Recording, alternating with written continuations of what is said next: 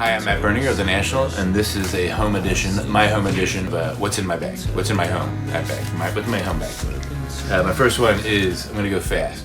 Roberta Flack. My parents had about 20 records my entire childhood. This was one of them. Killing Me Softly spoke to me personally. I loved this whole thing. There she is, and then you get to reveal more of Roberta.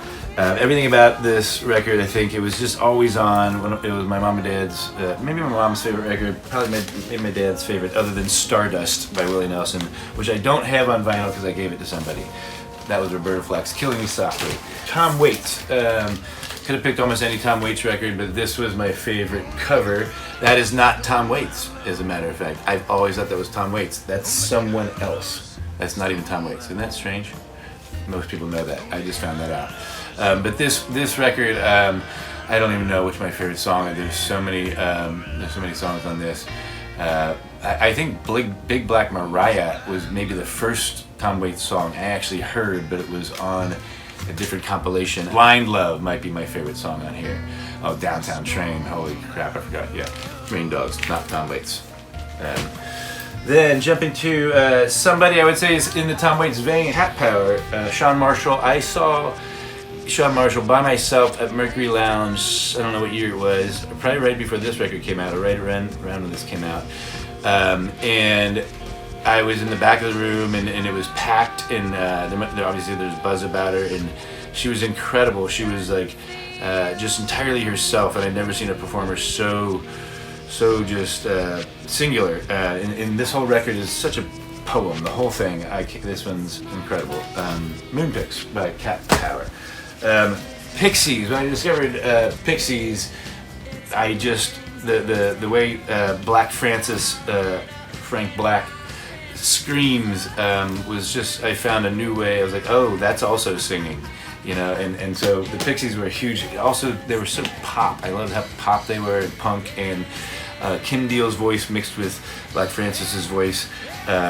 You know, was just a combination like nothing else. Just totally a band like none other. Leonard Cohen, almost any of his records, his last record, You Want It Darker, is possibly maybe even his masterpiece.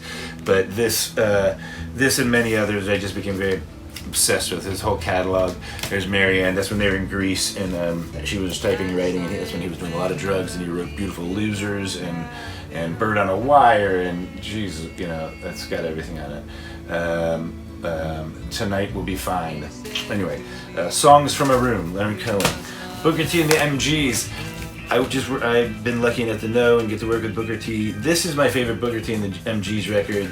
It's after they sort of, they kind of got away from some of that Memphis soul, Green Onions thing. They were kind of in a kind of, the industry was demanding they make a lot of records like that, and this was them making the record they wanted to make. And it's just, it's every kind of genreless. It's just, you can hear them. I always say you can hear these guys look at each other when you listen to this record. Melting Pot, my favorite Booker T and MG's record. This is my favorite jazz record, given to me not long ago by my manager, Jamie Heaslip, and he was a complicated dude, and his therapist wrote the liner notes. He was kind of violent, he was misunderstood or understood, I don't know.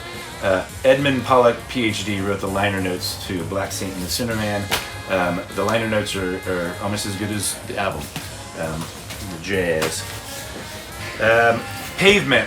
Pavement was a band that made me realize I could be in a band. Just Stephen Malkmus, the way all those guys, the irreverent approach to style, the irreverent approach to structure, and it's almost like they wanted to destroy rock and roll from the inside, and kind of did. And this is their sort of greatest hits. Quarantine the Past, brilliant, great name for a greatest hits record. And then finally, I think my favorite artist of contemporary time, honestly, is Nick Cave. This is his latest record. He writes more generously, with more bravery than any artist I know. He writes incredible novels and screenplays, and makes incredible films, and his blog is almost as brilliant as any of the other things he does. He leaps off into the bravest places with his everything he does. I think he's our Andy Warhol or something. Nick Cave and the Bad Seeds. Thanks, everyone. That was it. When I figure out where I'm going.